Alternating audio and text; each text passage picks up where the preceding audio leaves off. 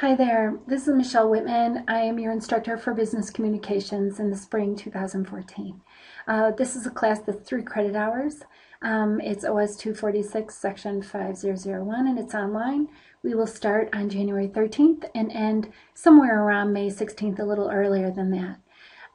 As you might have heard from the other emails, I am in Arizona for the semester, so this is an online class only. So we have online office hours, and they are Monday nights from 8 to 10, Tuesdays from 8 to 9, Wednesdays from 8 to 9, and Thursdays from 8 to 9. So please try to show up to one of those if you have questions. You have an online office hour invitation in your orientation module. Please make sure you download that as well as this syllabus so that you have a copy of it in your files. I do not have an office phone because I'm not on campus, so you can't contact me that way, but you can always contact me at michelle.whitman@kishwaukeecollege.edu. If you'd like a phone call, you can leave me your phone number there, and I will call you back in the evenings or on weekends. Also, if you would like to talk to me, this is the best way to contact me. The reason I don't like any email in the D2L email system is that there's 5 or 6 classes that I have there, and that means there's 6 or 7 ways that I could get in touch with you, and that seems to me like too many places to look for your email. So if you just email me in one place, michelle.whitman@kishwaukeecollege.edu, I will get back to you much, much sooner. This course is the Principles of Business Communication. We're going to analyze all kinds of different communication situations with the emphasis on appropriate organizing techniques and tone.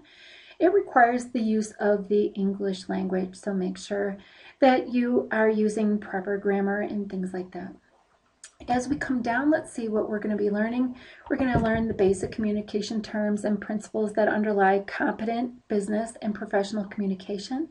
We're going to demonstrate the knowledge of theory and competence in didactic processes, listening, the roles of interviewer and interviewee, task and social roles in problem-solving groups, conducting meetings, preparing and presenting information and persuasive messages for groups, and conducting question and answer sessions. We're going to have a myriad of choices for communicators that we have in each type of setting, and then some ways that this would, just depending on which way you chose to communicate, what are you trying to say? So we're going to analyze various ways of doing that. We're also going to apply communication principles and theory in diverse circumstances. So a way of finding out, like each group is different. So if you were to be talking with people who are who have difficulty with hearing, somebody who is from a different culture than you, somebody who is of a different sex than you are, so on and so forth. So please note that we have a variety of cultural ways of communicating also. The text that you're going to use is the Adler text. It's called Communicating at Work, Strategies for Success in Business and Professions. It's the 11th edition. As we go down, we could see that the breakdown of the course, 24% is exams, 24% are writing exercises, 12% for the discussion board. You're going to do an interview with me, and that's worth 200 points, and the presentation at the end is worth 200 points. So for a total of 1,000 points, we use a 90, 80, 70 scale, so you can see that you definitely want to get usually around 9 out of 10 on everything to keep your A. So how do we do this? We're basically going to cover things. If you look in your book, chapters 1 and 2 work together, and then 3, 4, 5, and 6 work together, then 7 and 8, and then 9, 10, 11, and 12. And that's how we're going to work things. We're going to kind of have 4 different modules. And so the first week you're going to read chapters 1 and 2. That second week you're going to complete chapter 1, writing exercises, the discussion board, and complete the work that's going to be due, but it's not really due till February 5th. But I think it's better if you get that done ahead of time, especially because you will need to finish the discussion board the first week so that you can do the second week. So it's really important that you get the work for chapter 1 done during that second week. and then you get the work done for chapter 2 done during the second week. You want to get your discussion board work and your chapter 2 writing exercises done at the beginning of the week, because you're going to need to respond to people, and everything is due by February 5th. You'll notice that February 5th is a Wednesday, and that's all your work will always be due on Wednesday by midnight. Then the next week we have reading chapters 3 through 6. Of course, I don't expect you to read them all in 1 week, but if you could read chapters 3 and 4 and start in on your chapter 3 writing exercises and discussion board, and then the 4, 5, 6, you could see it works exactly like chapters 1 and 2. All of your work will be due by the middle of March. But I do want to make sure that you get that done. Notice that on the week 8, you'll have a chapters 3 through 6 exam, and then you'll have your interview that week. So you'll have 2 things to do that week. So I want all of your work done during that 7th week for chapters 3 through 6, and then you'll have your exam and your interview due on week 8. Then you'll have spring break, and you'll have nothing to worry about. But then you'll want to make sure that you come back, read chapters 7 and 8. You'll have chapter 7 due 1 week, chapter 8, and then again, all of that is due on that 12th week. Then we're going to read chapters 9 through 12. You'll have the same exact idea, but then at the end, you'll have a presentation due in the middle there. Okay, so that's kind of how that works. So let's talk about makeup policy. Makeup policy is you know, if you're working from home, you need to have a computer, and I won't accept late work because of computer problems. So you need to have some kind of backup for yourself, whether it be at school or a friend, but you're going to be working. This is an online class. You've got to have a computer that works, and you have to have a fast internet connection. Also, you're going to, be able to, you're going to have quite a few videos that you have to watch online, things like that. So you're going to want to have something so that you're able to see that. Desire to Learn will be used to submit all of your homework here. Please follow the appropriate guidelines for uploading your work, and I'll have a video on how to do that.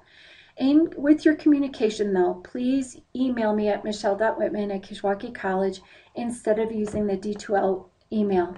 If you have late work, I'll talk about that in a little bit, but you have to email that to me at michelle.whitman@kishwaukeecollege.edu. Not through D2L. So syllabus changes. If and there are any changes that need to happen, I will email you about that. So this is a syllabus, but it is tentative, so there can be some changes if something happens.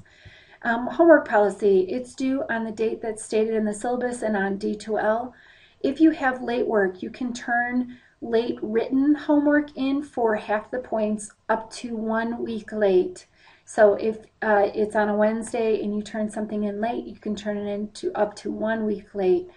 I will not accept discussion board after 1 week. I will not accept exams after 1 week. So the only thing I will accept after 1 week is your written work. And you can turn that in 1 week late on email, michelle.whitman@kishwaukeecollege.edu. You can send it in to me there. Please do not send it in through D2L. If you send it there, I won't find it. So please make sure you send it to me at michelle.whitman@kishwaukeecollege.edu. Then I know it's late, okay? The final presentation policy. It's due that last week. We have a presentation, and it cannot be late. So when I give you a date for when you have to present your project, it has to be presented at that time, and I will not accept it late. Mostly because I have to grade it and it's due that week. So my grades are also due, so I have a deadline also. I have a different policy than most instructors regarding midterm withdrawal. So I want to talk about it real quick. If you have not logged into the class or haven't turned in enough work to show that you're passing at the midterm, about at week 7, I'll send you an email stating that I think that you don't have any way of passing this class and that I'll be withdrawing you at the midterm. You can email me back if you have any questions regarding that within 48 hours. Otherwise, I'll go ahead and withdraw you. But after the midterm, let's say you were doing fine, but then you kind of drop out of sight, I will not be withdrawing you by the end of class. That is your responsibility. So if you're not doing very well by the end, it's your responsibility to withdraw from the course so that you don't receive a poor grade. All right?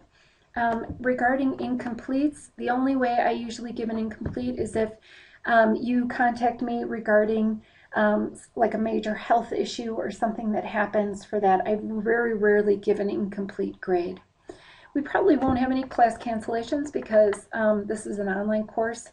I do want to talk about academic dishonesty though.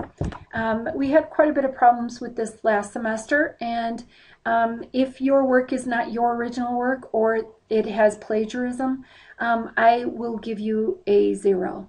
So I will give you and whatever student you're working with or whatever it might be a 0 also. I will let you know this by email. And then if it happens again more than one time, let's say you turn in a file and I haven't had time to grade it, and then you turn in another file, I will turn both files over to my dean and then ask that you be removed from the class. So I won't tolerate it more than once. Please see the Kishwaukee College regarding catalog regarding this, but mostly I want you to know that I take this very, very seriously and it won't be tolerated. Coming down, one last thing I wanted to say, please make sure you read all of this, but I do want to talk about the Assistive Resources Center. Any student with a documented disability or special learning need and wanting to request accommodation should contact Ann Wilson. She's in room A1317 or extension 3960. Send her some information regarding your documented disability. She lets me know and we work together to make sure that you have your accommodations. The rest of this you can read on your own. If you have any questions regarding this syllabus, please let me know. I would be happy to answer any questions at michelle.whitman@kishwaukeecollege.edu or at my online office hour. Thanks. Bye.